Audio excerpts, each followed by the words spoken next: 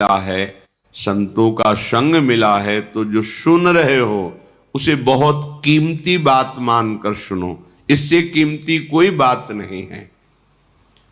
पर हम क्या करते हैं, उस बात को मानते नहीं हैं। तो सुन भर लिया और सुना दिया, माना नहीं, तो पर्यो प्रवाह काल के कदापि छूटी है नहीं।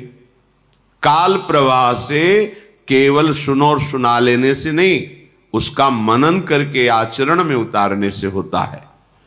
तो तुम जो मनन नहीं करते, आचरण में नहीं उतारते, वो स्वार्थ विध्वंसी भगवत कार्य बिगाड़ने वाले आचरण आपसे छूटते नहीं हैं।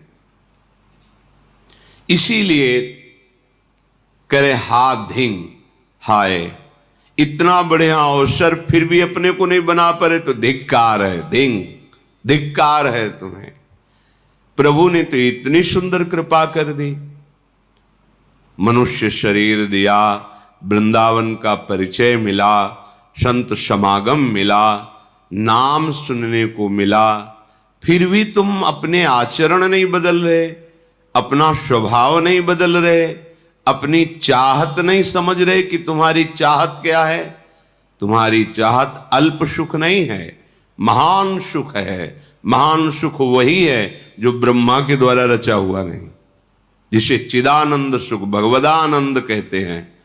उस सुख की तुम्हारी चाह है, पर खोज दुखालय के भोगों में है। तुम चिदानंद मार्ग जानते ही नहीं हैं, इसीलिए उधर भटकते चले जा रहे हैं।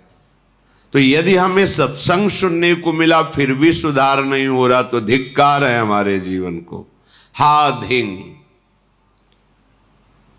क्योंकि तुम आश्रय नहीं ग्रहण कर रहे हो। आश्रय ग्रहण किए होते तो तुम वचन का तिरस्कार नहीं कर सकते, आज्ञा उल्लंघन नहीं कर सकते। नाटक करने वाला आज्ञा का पालन नहीं कर सकता, और जिसने हृदय से स्वीकार कर लिया इष्ट भाव, गुरु भाव, परमार्थ भाव, भगवत भाव, वो कभी स्वप्न में भी आज्ञा का उल्लंघन नहीं करेगा। आज्ञा समन सुसाहब सेवा, ये जो बाहरी बातें हैं इन पर ध्यान न दीजिए। जिससे तुम्हारा काम बनना है वो तो तुम बिगाड़ने वाला काम कर रहे हो। कह रहे स्वार्थ विधाति सर्वम, जो तुम्हारा सर्वनाश कर दे वो कार्य तुम बड़ी खुशी से कर रहे हो, और जो तुम्हारा सर्व मंगल कर दे वो बातें सुन के मनन करके आचरण में नहीं उतार रहे, तो हाय धिक्कार है तुम्हें, जो तुम धाम नाम रूप लीला का आश्रय नहीं ले रहे हो। ये तो हुई प्रेम की बात। अब कह रहे हैं यदि तुम्हें प्रेम नहीं चाहिए तो इतना तो समझ लो कि तुम्हारा कल्याण हो जाए। प्रेम और कल्याण में अंतर है। तुम्हें दुख न भोगना पड़े, तुम्हें विपत्ति न भोगना पड़े। अगर दुख विपत्ति आए भी तो तुम हृदय में इतने बलवान हो जाओ कि हंसते हुए उसको पार कर जाओ। तो क्या करें? बोले सकृदपि यदि दृष्टा हंत वृंदाटवी त्वं, सकृदपि यदि राधा कृष्ण नामाभ्यधाई, सकृदपि यदि भक्त्या सन्नतस्त्वत्प्रपन्नो, ध्रुवमः तदा मां नोपोक्षतासि।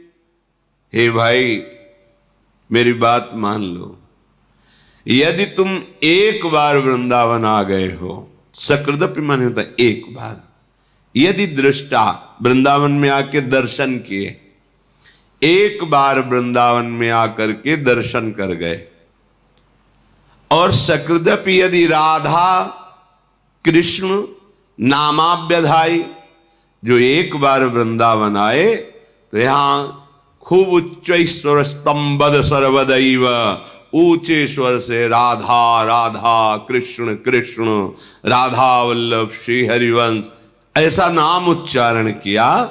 सकृदपि यदि भक्त्या सन्नतस्त्वत्प्रपन्नो, यदि एक बार किसी भगवत प्रेमी महात्मा को प्रणाम कर लिया है, सन्नतस नमन कर लिया है, तो ध्रुव ध्रुव माने तो परम सत्य, परम सत्य। आहा, अब तेरी उपेक्षा नहीं होगी, अब निश्चित तेरा कल्याण हो जाएगा।